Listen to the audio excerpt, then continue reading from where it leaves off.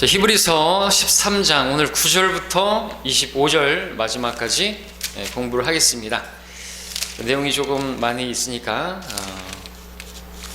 간단하게 살펴보면 근데 그게 중요한 건 아닌 것 같은데 9절을 보겠습니다. 여러 가지 이상한 교리들에 끌리지 말라.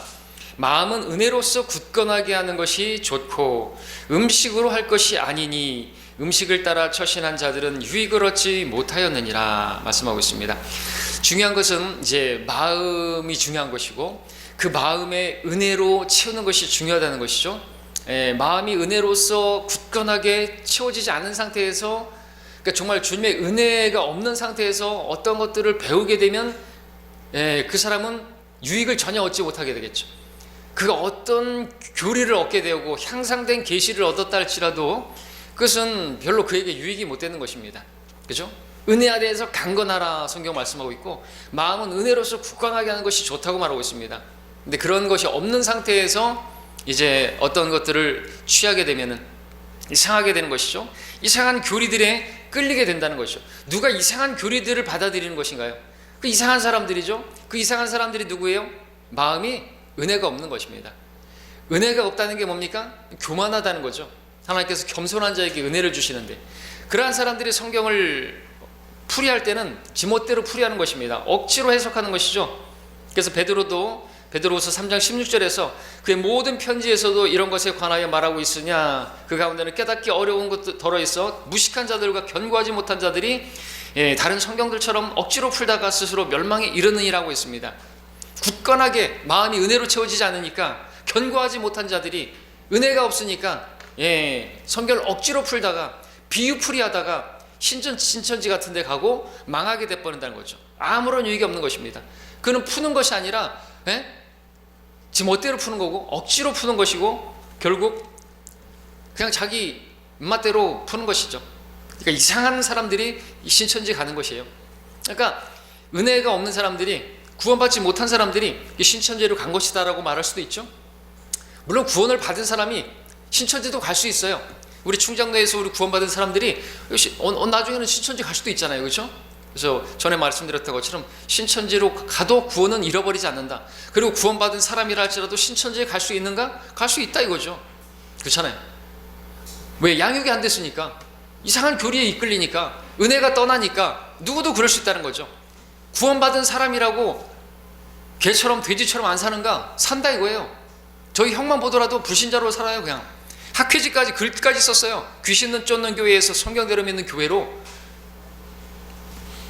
성락교회에서 성경대로 믿는 교회 와가지고 실족하고 지금은 불신자처럼 산단 말이죠. 어떤 목사 아들은 핸드폰에다가 부적까지 이렇게 달고 다니고 있단 말이죠. 그렇게 되는 것이죠. 왜요? 은혜가 떠나니까. 그러니까 은혜 없으면 아무것도 아닌 거예요. 맞죠? 그래서 히브리서 마지막에서도 뭐라고 말하고 있습니까? 25절 보십시오. 히브리서 마지막은 중요한 거죠. 함께 읽죠? 시작. 은혜가 너희 모두에게 있을지어다. 아멘. 마지막으로 다 말했지만 정말 중요한 한마디를 하는데 은혜가 너희에게 있을지어다 이거죠. 은혜가 없으면 떨어져 나가게 돼 있어요. 맞지 않습니까? 은혜가 없는 사람들이 지금 없는 것이죠. 교회에 없는 것이죠. 은혜가 있는 사람들은 자리하고 있는 거죠. 은혜는 뭡니까? 바로 예수 그리스도께시죠. 예수 그리스도께서는 바로 그 은혜 자체이신 분입니다. 은혜와 진리이신 분이시죠. 히브리서 5장에서는 우리가 믿음의 기초, 그 저세만 머물지 말고 온전함으로 나아가라고 그렇게 말을 했는데 여기서 음식으로 근데 처신한 자들은 유익을 얻지 못한다고 말하고 있습니다. 그 5장에서는 어려운 교리에 해당하는 그런 부분들이 있겠죠. 뭐 구원이라든지 뭐 부활이라든지 뭐 안수함이라든지 이런 것들에 대한 것들에서 교리의 기초를 놓지 말고 온전함으로 나아가라고 그렇게 말을 하고 있지만 여기서는 조금 다르게 말하고 있습니다. 온전함으로, 그리고 또 어떤 그런 잘 소화하기 어려운 젖에서만 해당하지 말고 질긴 고기도 먹을 수 있도록 그렇게 나아가야 된다고 말하는데 여기에서는 또 우리가 그러한 어떤 어려운 교리, 근데 어려운 교리가 아니라 여기서는 이상한 교리를 말하는 것이죠. 잘못된 교리를 말하는 거죠. 근데 그런 것들을 따라가는 이유가 바로 은혜에서 멀어졌기 때문이다 라는 것을 보여주고 있습니다. 그래서 마음을 은혜로 굳건하게 하지 않은 상태에서 배우는 성경 지식은 아무짝에도 쓸모없는 것이죠. 하나님의 말씀은 영이요 생명인데 그걸 마음에 받아들이는 사람은 마음이 겸손한 사람이고 하나님께서 은혜를 주셔서 그 깨닫게 되는 것이고, 그리고 그렇게 깨닫게 된 사람이 실제로 삶에서 변화를 받게 되는 것이죠. 신학을 나왔다고 해서 무슨 학위를 받았다고 해서 석사를 받았고 박사를 받았다 할지라도 하나님께서 안 쓰시는 사람은 누구죠? 교만한 사람들인 것이죠. 자기 학위를 자랑하고 명함에다가 무슨 신학교 무슨 나오고 뭐 그럼 뭐 할 거예요? 별의별 사람 다 있죠. 자기 40일 금식 기도를 몇 번 했는데 그런 걸 왜 적어놓은 것이? 자기 드러내려고 그렇게 금식 기도한 것입니까? 앞전에 어떤 목사가 명함을 줬는데 제가 웃었어요. 심지어는 무슨 초등학교 무슨 동문회 무슨 총장인가 그것까지 왜 적어놨어요? 교회 목사가? 그거는 사도 바울이 배설물로 여기라고 했던 거잖아요. 그런 게 뭐예요 다? 바울이 가말리엘 그 귀한 정말 대단히 인정받는 그런 성경 교사에게서 그 율법 박사에게서 배웠지만 다 버려버렸잖아요. 쓰레기 정도가 아니라 배설물, 영어로 덩, 한글로 번역하면 똥으로 여겼단 말이죠. 근데 그걸 모르는 사람들이 누구예요? 은혜가 없는 사람들이겠죠. 그런 사람들은 성령님을 의지하지 않으니까, 성령께서 조명을 주시지 않으니까 지들 멋대로 억지로 해석하다가 멸망에 이르게 되는 것이죠. 10절의 말씀을 보겠습니다. 우리에게 한 제단이 있는데 성막을 섬기는 자들은 이곳에서 나온 것을 먹을 고난이 없느니라 그랬습니다. 구약의 성막에서 섬기던 사람들은 먹을 수 없는 한 제단이 있다고 말하고 있는 거죠.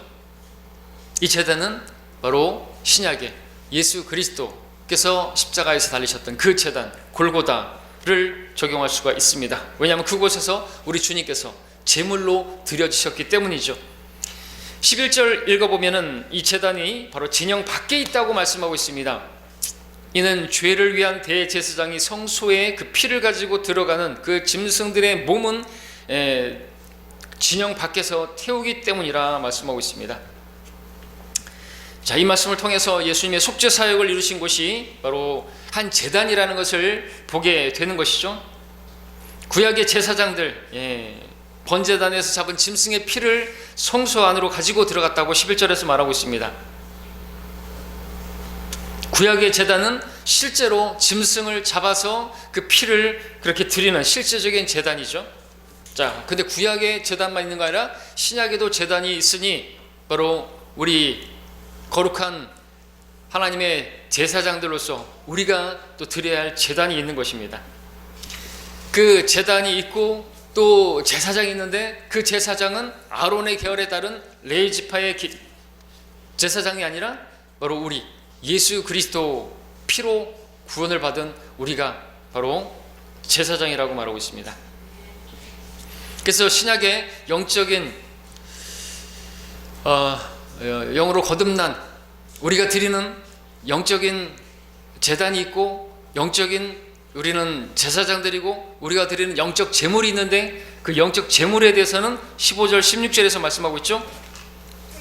그러므로 우리가 그분을 통해서 찬양의 제물을 하나님께 계속해서 드리자. 이것이 그의 이름에 감사하는 우리 입술의 열매니라. 또한 선을 행함과 함께 나누는 것을 잊지 말자. 하나님께서 그러한 제물들을 매우 기뻐하시느니라 말하고 있습니다. 그것은 우리에게 그대로 말씀하고 있는 것이죠. 우리가 드릴 제물은요 영적인 제물인데 찬양이라고 말하고 있는 것이죠. 구약의 제단에다가 그렇게 짐승을 잡는 것이죠. 여러분들이 찬양하는 것 그냥 예배 형식이 아니에요. 우리 주님을 높여드리는 거잖아요. 그죠? 그것은 우리가 구원받은 자로서 합당하게 물에 빠진 사람은 말씀드리죠. 물에 빠졌으면 사람 건져줬으면 뭐라고 말해야 돼요? 보따리 내놓으라고 하면 안 되죠. 이제는 복 주시옵소서. 또 나도 형통케 해주십시오. 이 땅에서 잘 먹고 잘 살게 해주시고 우리 자식 대학에 잘 들어가게 해주시고 이 땅에 아파트 당첨되게 해주시고 그런 거를 빌라고 교회 가는 거 아니잖아요. 감사를 드리는 거잖아요. 감사를 드리는 게 우리가 노래로 하는 게 찬양이고 우리가 기도를 통해서 감사를 드리고 기도를 드리고 예배를 드리고 이제 주님께서 나를 위해서 몸을 주셨으니까 내가 이제 하나님 말씀 앞에 부복하고 내 몸을 드리는 것이 합당한 예배고 이 예배가 매주마다 이렇게 드려져야 되는 것이죠. 그죠? 예배는 우리 몸을 드리는 거예요. 그것은 합당한 것이고 설교 시간, 예배 시간에 설교를 듣고 좋은 말씀 드렸습니다. 그건 아니에요. 좋은 말씀을 들었으면 그 말씀 앞에 이제 좋은 사람이 돼야 되죠. 변화를 받아야 돼요. 마음에. 이 세상과 일치하고 했던 그런 마음에서 변화를 받아서 내가 내 자신을 하나님 말씀 앞에 순종하겠다라고 나와서 그렇게 고백하는 게 예배란 말이죠. 예. 설교자의 어떠함을 볼 게 아니라, 무슨 교회 뭐 어떤 걸 볼 게 아니라, 찬양 잘하나, 찬양대는 얼마나 찬양 잘하나, 이런 거 보면서 내 귀를 즐겁게 하는 게 예배가 아닌 것이죠. 내가 찬양을 드리는 것이고, 찬양대가 찬양을 할 때 같이 영으로 찬양하고, 참으로 주님 그렇습니다. 아멘. 주님 참으로 놀라우신 분입니다. 깊고도 깊은 주 예수님의 사랑, 이 노래면 아멘 아멘. 그게 우리가 드리는, 하나님께 드리는, 하나님께서 우리 마음을 아시니까, 보고 계시니까 그 찬양을 드려야 되는 것이죠. 그냥 막 신디사이즈 치고 막 기타 막 하고 귀를 즐겁게 하기 위해서 막 드럼 치고, 그게 하나님께 드려지는 것 같습니까? 자기들 좋자고 그렇게 하는 것이지, 전자음을 막 그렇게 하고 하는 거는 안 좋은 거잖아요. 그죠? 하나님께서 기뻐받는 게 자기들 좋자고 하는 거잖아요. 솔직한 얘기로. 자, 우리에게 그러한 재물이 있습니다. 재물들을 드리는 그것을 매우 기뻐하신다고 말씀하고 있는 것이죠. 베드로전서 2장 5절에서는 우리가 산돌들로서 영적인 집으로 지어지고 예수 그리스도로 인하여 하나님께 기뻐하실 영적인 재물들을 드리는 거룩한 제사장이 되느니라 말씀하고 있습니다. 우리는 영적인 제사를 드리는데, 영과 진리로 우리는 예배를 드리는데, 우리는 영적인 제사장들이고, 영적인 제물을 드리는, 우리는 영적인 거룩한 제사장들이라고 말하고 있는 것이죠. 그렇지만 그 영적이지만 그렇다고 해서 어떤 뭐 물질적인 필요들도 있고, 여기 함께 선을 행하고 나누는 것도, 이것도 재물이라고 말하는 것이죠. 그러니까 우리가 함께 서로 세우고, 교회가 영적인 집으로 지어지기 위해서 어떤 가난한 성도가 있고 물질적으로 어려운 성도가 있다고 한다면 우리가 나누는 것, 그것도 하나님께 드리는 것이라고 말하고 있어요. 주께 빌려드리는 것은 하나님께서 반드시 갚아주시잖아요. 그죠? 하나님께 드리면 하나님께서 반드시 채워주신다는 것을 정말 많이 보게 되고, 최근에도 경험하게 되고 이제 그러는 것이죠. 정말로 어떻게 그렇게 정확하게 채워주시는지요, 놀랍기만 하고 그렇습니다. 자, 우리 11절 다시 한번 읽겠습니다. 이는 죄를 위한 대제사장이 성소에 그 피를 가지고 들어가는 그 짐승들의 몸은 진영 밖에서 태우기 때문이라. 진영 밖에서 태우니, 그 짐승들의 몸은, 자, 이 말씀은 레위기 4장 11절 12절에서 인용된 말씀입니다. 그 수송아지의 가죽과 그 모든 고기와 그 머리와 그 다리와 그 내장과 그 똥, 즉 송아지, 수송아지 전체를 그 진영 밖 재버리는 곳인 깨끗한 곳으로 옮겨 나무 위에서 불로 사르되 재버리는 곳에서 그를 살을 치니라. 구약에서 이렇게 성막에서 동물을 잡게 되면요, 그 피는 성소로 가져가게 되고, 그리고 그 불결한 모든 것들은 다 진영 밖으로 가서 불태워 버리는 것을 보게 되죠. 자, 예수님께서는 우리 죄를 위해서 한 제단에서 그렇게 드려진 하나님의 어린 양이셨습니다. 그렇다면 당연히 주님께서도 진영 안에서 성소에서 드려져야만 하는 것이었죠. 그런데도 주님께서는 성소에서 드려지지 않았고 진영 밖에서 드려지셨던 것이죠. 진영 밖에서. 13절을 보니까 그러므로 우리도 그의 수치를 짊어지고 진영 밖에 있는 그에게로 나아가자 말씀하고 있습니다. 12절에서는 그런즉 예수께서도 자신의 피로써 사람들을 거룩하게 하시려고 성문 밖에서 고난을 받으셨고, 이 성문 밖은 성소가 아니고 바로 진영 밖인 것이고, 그 진영 밖은 불결한 것을 태우는 것이고, 그 불결한 것을 태웠다라는 것은 예수님의 몸이 불결하다는 것이고, 그럼 예수님의 몸이 불결하다는 것인가? 성경은 그렇다고 말하고 있는 것이죠. 우리를 위해서, 그야말로 죄는 불결한 거 더러운 거잖아요. 예수님은 우리를 위해서 완전히 죄가 되셨다고 말하고 있죠. 우리를 위해서 저주가 되셨다고 말하고 있습니다. 그 몸이 그야말로 죄덩어리가 되신 거예요. 그러니까 우리가 그렇게 더러운 인간들인데, 우리가 그렇게 불에서 태워져야 할 그런 존재들인데, 예수님께서 우리를 대신해서 그렇게 저주가 되시고 그렇게 죄가 되시고 우리를 왜 죄로 삼으셨다고 말씀하시고, 그 죄덩어리, 죄 확신된 거예요. 불로 태워버려야 할 더러운 거란 말이죠. 그렇게 취급을 당하셨어요. 그리고 주님은 그야말로 죄인 취급당했는데 범죄자로 헤아림을 당했죠. 우리가 복음을 전하면 범죄자로 경찰이 막 와요. 소란케 했다고, 시끄럽게 했다고 경찰이 와요. 우리가 뭐 죄인이에요? 근데 우리도 그렇게 세상의 구경거리가 되고, 우리도 그렇게 우리가 주님을 따르는 사람들이라면 우리 세상에서 범죄자들로 취급을 당해야 되는 거예요. 그렇잖아요? 이제 갈수록 보십시오. 이제는 더 우리가 세상에 정말 있어서는 안 되는 그렇게 차별 금지법이 제정이 되겠지만 차별을 하는 그런 사람으로 보일 것이에요. 동성연애를 죄라고 말하고 있고 그런 것들이죠. 간음을 법이 죄가 아니라고 말하는데 저 사람들은 자꾸만 시대착오적인 생각을 한다 이거죠. 간음이 왜 죄냐고. 간통죄 폐지된 데가 언젠데 우리가 세상의 법을 따라가지고 그러면 간음 죄가 아니라고, 그럼 동성연애도 죄가 아니에요? 성경은 하나님 원수라고 말하고 있잖아요. 세상과 일치하면 안 되는 거죠. 세상의 풍조를 따라가면 안 돼. 그 세상이 우리 복음 전파하는 것을 막으면 하지 말아야 되나요? 언제부터 우리가 세상의 법을 그렇게 잘 따르는 것인가요? 예수님은 범죄자로 여김을 당했고요. 예수님은요, 또 문둥병자와 같이 진짜 혐오스러운 그러한 문둥병자 취급을 당한 거 아십니까? 여러분, 왜 그러냐면 문둥병자는 진영 밖에 격리해야 돼요. 레위기 13장 45절에서 문둥병자, 그는 더럽혀진 것이니 그는 불결하니라. 그는 혼자 살 때 그의 처소는 진영 밖이니라. 진영 밖에. 예수님은 이처럼 우리를 위해서 죄 덩어리가 되시고 저주 자체가 되시고 우리를 위해서 범죄자가 되시고 우리를 위해서 문둥병자가 되시고 아주 혐오스러운 그러한 분이 되신 거예요. 근데 그렇게 되셨는데 누구를 위해서요? 나를 위해서. 내가 그런 존재예요. 그런 죄인이란 말이에요. 우리 대단한 존재 아니잖아요. 그러니까 이걸 깊이 생각하고, 그러니까 뭐라고 말합니까? 13절에서 그러므로 우리도 그의 수치를 짊어지고 진영 밖에 있는 그에게로 나아가자고 말하고 있습니다. 진영 밖에 있는 밖으로 그로 나가라는 거죠. 우리도 나가라는 거죠. 주님께서 이미 말씀하셨잖아요. 너는 가서 전하라. 근데 왜 안 전하죠? 시체말로 쪽팔려서. 근데 성경은 뭐라고 말해요? 쪽팔림 당하라고, 수치를 당하라고 말하는 거예요. 십자가는요, 수치스러운 겁니다. 그래도 우리는 양복 입고 양장 입고 하잖아요. 예수님은 십자가에서 벌거벗겨지셨어요. 그야말로 속옷 하나 없이 속옷을 제비 뽑았잖아요. 속옷도 안 입은 거예요. 가톨릭 그림쟁이들이 그린 그림은 다 속옷은 입혀놨지만 벌거벗겨진 거예요. 앞에 여자들이 있어요. 시체말로 쪽팔림을 당하신 거예요. 수치를 당하신 겁니다.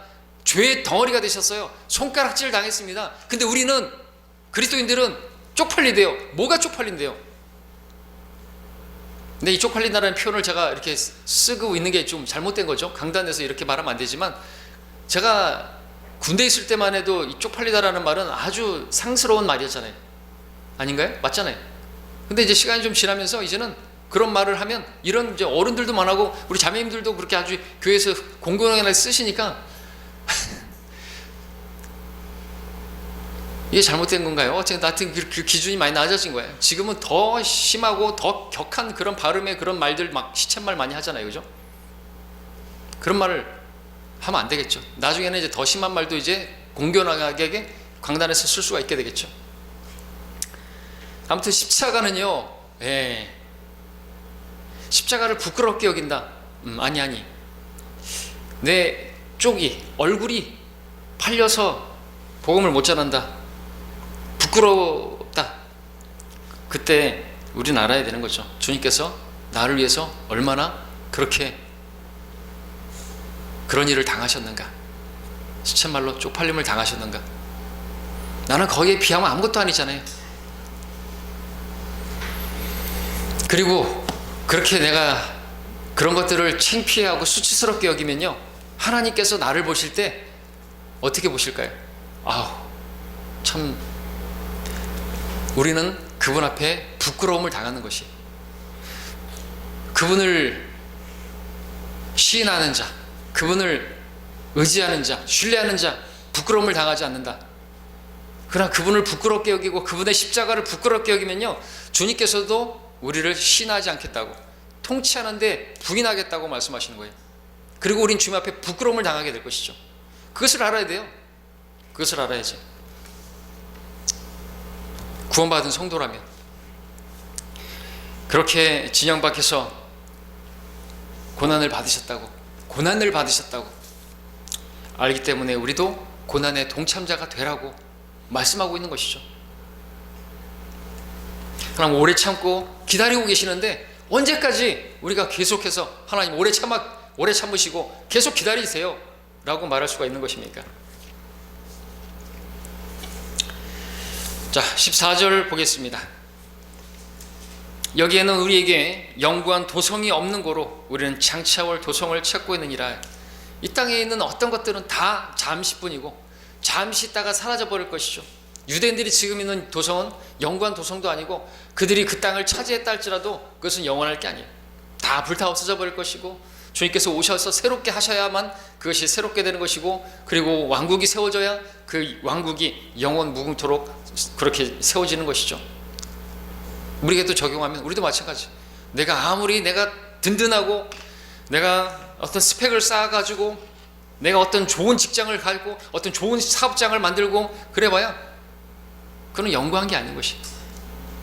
그건 팥죽이나 마찬가지인 것이죠. 물론 우리가 하나님 섬기기 위해서 필요한 직장이 있고 또 가져야 하는 것이 필요하지만 그 필요를 하나님께서 우리에게 채워주시는 것이지, 그 필요 이상으로 욕심을 내고 더 높은 연봉이라든지 더 많이 가지려고 하면 거기서부터 이제 믿음이 부패하기 시작하는 거죠. 먹을 것과 입을 것이 있으면 만족하라고 했는데 무슨 그런 시대착오적인 말씀하십니까? 먹을 것과 입을 것이 있으면 어떻게 밥만 먹고 삽니까? 고기도 먹어야지 이런단 말이죠. 늘 말씀드리지만 소고기 먹고 매일 소고기 먹으면 행복하냐 이거죠. 우리가 먹는 것은요 죽지 않으려고 먹는 거예요. 살기 위해서 먹는 거예요. 근데 오늘 세상은 뭐예요? 먹기 위해서 사는 것 같아요. 젊은이들은 무슨 맛집 있으면 그 돌아다니고 먹는 것을 위해서 다 소비하는 것 같아요. 세상 사람들 말하는 거죠. 커피숍은 왜 이렇게 많은 거예요? 좋은 커피숍집은 다 가는, 그게 여행이고 그게 인생인 것으로 보여집니다. 우리는 그들과 같이 되지 말아야 되겠죠. 천년왕국의 도성은 영원한 도성이고, 에스겔 48장 35절에 따르면 주께서 거기 계시다라는 이름이 붙여지게 될 것입니다. 주께서 거기 계시다, 영원하신 분이 계신다, 영구한 도성이 될 것입니다. 우리는 주님께서 마련하신 저택이 있습니다.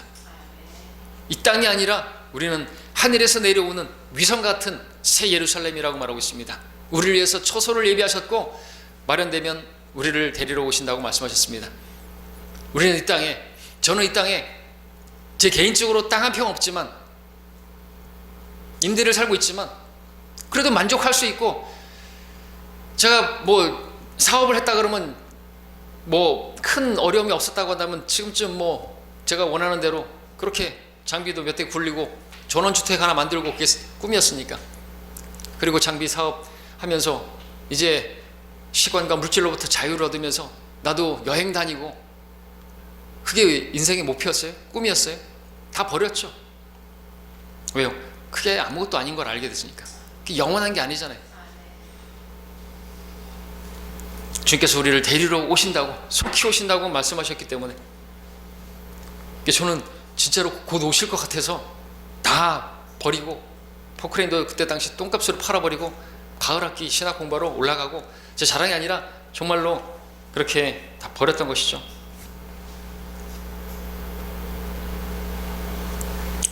왜냐하면 우리에게는 썩지 않고 더럽지 않고 쇠절하지 않은 영원한 유업이 있고, 그 유업은 구원받은 성도들이면 일단 다 가질 수 있는 새 예루살렘이고 영광스러운 몸이고요, 또 우리에게 영원한 왕국의 새 통치, 5년 통치가 아니라 영원한 통치를 주시겠다고 말씀하셨기 때문에 그 영혼을 위해서 순간을 버리는 것은 현명한 것이죠. 근데 어떤 사람들은 순간에다는 재단에다가 영혼을 불살라버려요. 순간의 기쁨, 잠깐의 그 즐거움, 그것을 위해서 하나님을 버려버려요. 속된 자라는 거죠. 에서와 같이. 우리는 눈을 떠야 됩니다. 계속해서 우리가 눈에 보이는 것들 속에 사는 세상에 살고 있기 때문에 세상의 육신의 정욕과 안목의 정욕, 이런 거에 생의 자랑에 휘둘려서는 안 되는 거죠. 그러면은 하나님의 사랑이 거기 없는 거예요. 그 사람 안에 하나님 사랑하는 게 아닌 것이죠. 첫째 계명을 어겨버리는 것이죠. 우리가 늘 하나님 말씀을 읽어야 되는 게 목적이 거기 있습니다. 자, 자, 15절 16절 말씀드렸죠? 읽었습니다. 우리가 드려야 할 영적 제물이 나옵니다. 15절에서는 찬양의 제물이 영적인 제물이라고, 그리고 또 그의 이름에 감사하는 우리의 입술의 열매도 영적인 제물이라고, 16절에서 선을 행함 그것도 영적인 제물이라고, 함께 나누는 것도 영적인 제물이라고, 감사드리는 것, 그의 이름에 감사를 드리는 것, 그 감사를 드리는 것이 또 노래로 나가는 게 찬양이고, 그건 우리가 드려야 할 영적인 제물이라고 말씀하고 있는 것이죠. 찬양이라는 말의 의미가 가치를 매기다라는 말이라는 것이죠. 가치를 매기는 거예요. 여러분, 우리를 구원은 값으로 매길 수 없습니다. 그렇죠? 값으로 매길 수 없는 너무나 귀한 것이라 값 없음이라고 주셨지만 그건 공짜라고 해서 가치가 없는 게 아니에요. 돈으로 살 수가 없어요. 값 없이 주셨어요. 근데 우리가 구원받은 것에 대해서 가치를 매길 수가 있어요. 주님께서 구원하신 것에 대해서 우리가 값을 매기고 우리가 하나님께 값을 지불할 수가 있어요. 어떻게 그럴 수가 있어요? 구원을 어떻게 값을 지불할 수 없다면서 어떻게 가치를 매길 수 있어요? 찬양을 드리면 그게 가치를 매기는 거예요.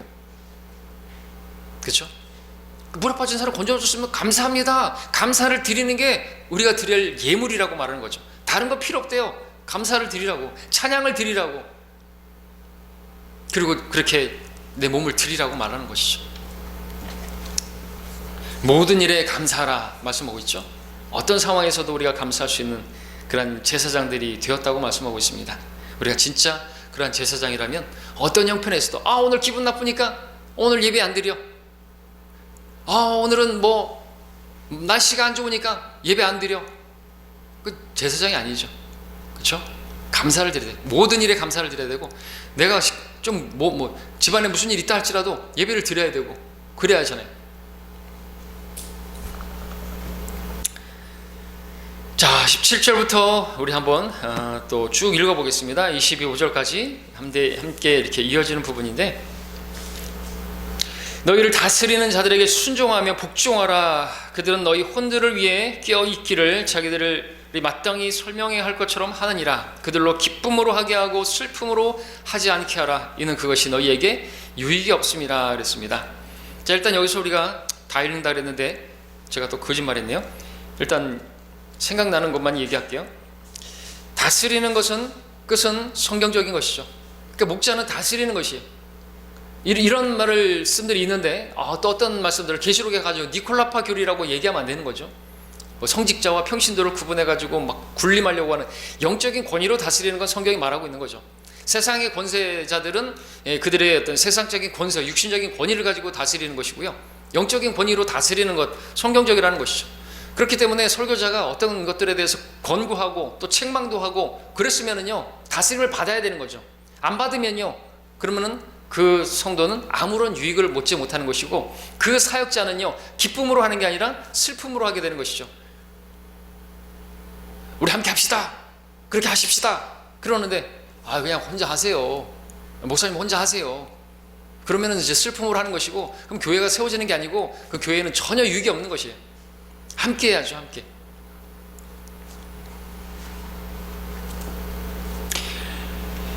자, 18절을 보겠습니다. 우리를 위하여 기도하라. 이는 우리가 매사에 정직하게 살고자 하는 선한 양심을 가진 것을 확신하기 때문이라. 그러나 내가 너희에게 더 열심히 이 일을 행하기를 간구하노니 이는 내가 너희에게 더 속히 돌아가려 함이라. 바울이 기도하라고 말하고 있습니다. 여러분들은 기도해야 되는 것이죠. 사역자를 위해서 기도해야 하는 것입니다. 기도하십니까? 기도하셔야죠. 왜 기도해야 됩니까? 이는 우리가 매사에 정직하게 살고자 하는 선한 양심을 가진 것을 확신하기 때문이라. 근데 성도들이 기도하지 않으면 어떻게 된다는 말이에요? 그 사역자가 선한 양심이 아니라, 정직하게 사는 것이 아니라 이상하게 돼버릴 수 있다는 거예요.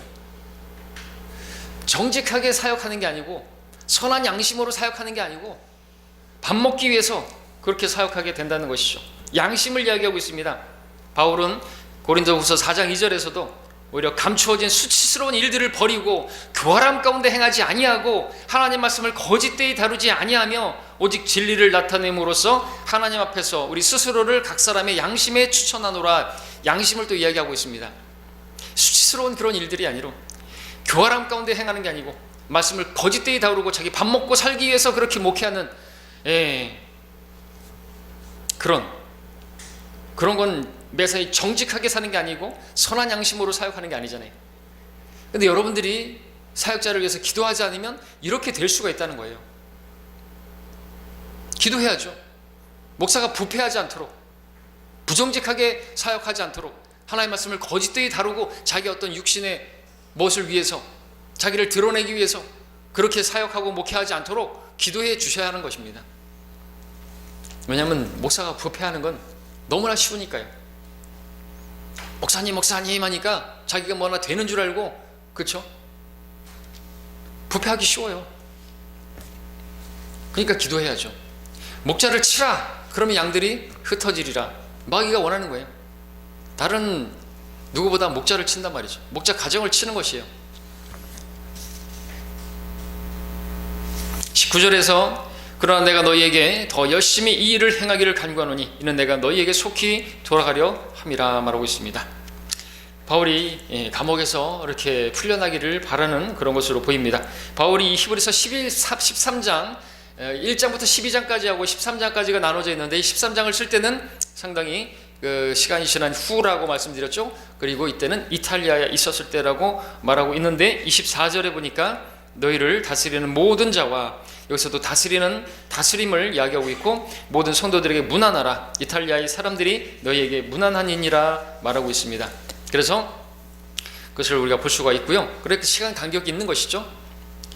그리고 우리 20절을, 이제 양들의 큰 목자이신 우리 주 예수를 죽은 자들로부터 다시 이끌어내신 평강의 하나님께서 영원한 언약의 피를 통하여 모든 선한 일에 너희를 온전케 하사 그의 뜻을 행하게 하시고 예수 그리스도를 통하여 그분이 보시기에 참으로 기쁨이 되는 것을 너희 안에서 이루시기를 원하노라. 영광이 그분께 영원무궁토록 있을지어다. 아멘 하고 있습니다. 큰 목자라고 20절에서 말씀하고 있습니다. 양들의 큰 목자, 그리고 그 아래 인간 목자, 지역교회 목자들 있죠. 근데 그 지역교회 목자들은 자기에게 맡겨주신 양무리를 자기 양무리라고 생각하면 안 되겠죠. 주님의 양무리인 것입니다. 주님의 양무리.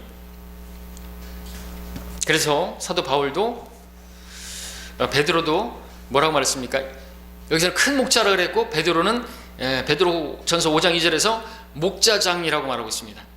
그래서 목자들에게 말하고 있죠. 너희 가운데 있는 양무리를 치고 돌보되 마지 못하여 하지 말고 자원함으로 하며 더러운 이익을 위하여 하지 말고 준비된 마음으로 하며 하나님께서 맡겨주신 자들을 지배하려 하지 말고 오직 양무리의 본이 되라 말하고 있습니다. 그리하면 목자장이 나타나실 때 너희가 시들지 않는 영광의 면을 료관을 받으리라 말하고 있습니다. 지배하려고 하지 말라는 말씀이 있습니다. 그러나 지배하는 것과 다스리는 것은 또 다른 것이죠.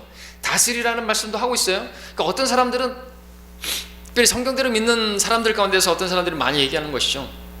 아, 목사가 너무 독불장군이고 자기 멋대로 하려고 한다고 이제 그런 말을 하는데, 그런 부분에 있어서 니콜라 파다 이런 얘기를 하는 경향이 있어요. 그러면 안 되는 거죠.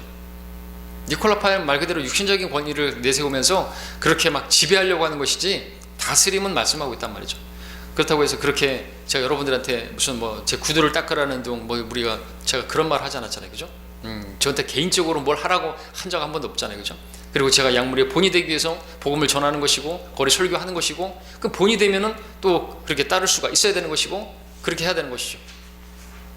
우리 성도님들도 형제님들도 거리 설교 다 해야 되는 거예요. 왜? 크게 주님을 따르는 것이니까, 크게 십자가를 진짜로 지는 거니까, 수치를 짊어지는 것이니까, 진영 밖으로 나가는 것이니까요. 그러지 않고 맨날 기도만 할 거예요? 나가셔야 돼요. 나가셔야 돼. 주님 오실 날이 가까웠다고 맨날 말하면서 안 나가고 그러면 안 되죠.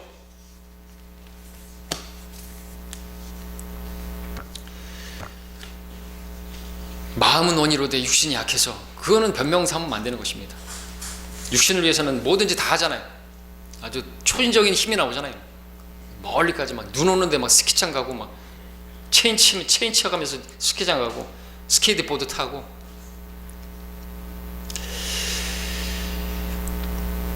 자, 자, 21절에서는 우리가 잘 들어봤던 말씀이 나오죠. 모든 선한 일에 너희의 일을 온전케 하사 그의 뜻을 행하게 하시고 예수 그리스도를 통하여 그분이 보시기에 기쁨이 되는 것들을 너희 안에서 이루시기를 원하노라. 이 말씀 빌립보서 2장 13절과 일치하는 말씀이죠. 너희 안에서 역사하시는 분은 하나님이시니 그분의 선한 기쁘심에 따라 뜻을 두고 행하게 하려 하심이라. 그래서 이 말씀이 바로 히브리서가 또 사도 바울의 서신임을 우리가 또 알게 하는 어떤 그 사인과 같은 그런 부분이 여기 있죠. 그래서 히브리서는 바울이 기록했다라고 하는 사인과 같은 말씀이 이 말씀이 되는 거죠. 그리고 마지막 말씀도 마찬가지고 예수 은혜가 너희에게 있을지어다. 항상 마지막에 그렇게 썼기 때문에 그렇죠. 마지막으로 보는 22절 하반절에 보시게 되면은 22절 일단 읽겠습니다. 형제들아 내가 너희에게 권고하노니 이 권면의 말을 용납하라. 이는 내가 너희에게 몇 자 적어 편지를 썼습니다. 자, 이런 말씀들을 확 썼어요. 그런데 여기서 몇 자 적어 썼다고 말하고 있습니다. 몇 자 적었다. 히브리서 전체가 13장이고 289절이라 되는 긴 내용인데, 그래서 본문 13장이 바로 앞에 있는 12장과 구별되는 특별한 장이다라는 것이죠. 1장부터 12장 그리고 13장 이렇게 두 부분으로 구별되는 것이죠. 때문에 바울은 여기서 편지라고 또 말을 하는데, 그 편지라고 말하는 건 13장을 말하는 것이죠. 왜냐하면 13장은 그 전체가 바로 편지 형식으로 되어 있기 때문에 문안으로 해서 문안으로 끝나고, 그러나 1장부터 12장까지는 마치 논문 형태로 교리적인 내용들도 많이 담고 있기 때문에 편지라고 말하기에는 좀 어려운 부분들이 있는 거죠. 자, 그래서 그 시간차도 있고 갭도 있고 또 내용의 형식이 다르고, 마치 편지와 논문 형태로 그렇게 나누어지는 것을 보게 되고, 그래서 13장 같은 경우에는 더더욱더 형제 사랑하기를 시작으로 해서 우리 그리스도의 몸된 교회가 그렇게 받아들이는데 전혀 문제가 없는 그런 내용들이 바울 서신과 같은 그런 내용들인 것을 보게 되고, 자, 바울은 이제 히브리서를 마치면서 25절에서 말합니다. 은혜가 너희 모두에게 있을지어다. 아멘. 우리에게 꼭 필요한 것은 은혜입니다. 날마다 베푸시는 은혜, 주님의 공급하시는 은혜 없이는 아무것도 할 수가 없습니다. 주님 만나는 날까지 주님의 그 은혜가 우리 모두에게 있기를 바랍니다. 이것으로 히브리서 마치겠습니다.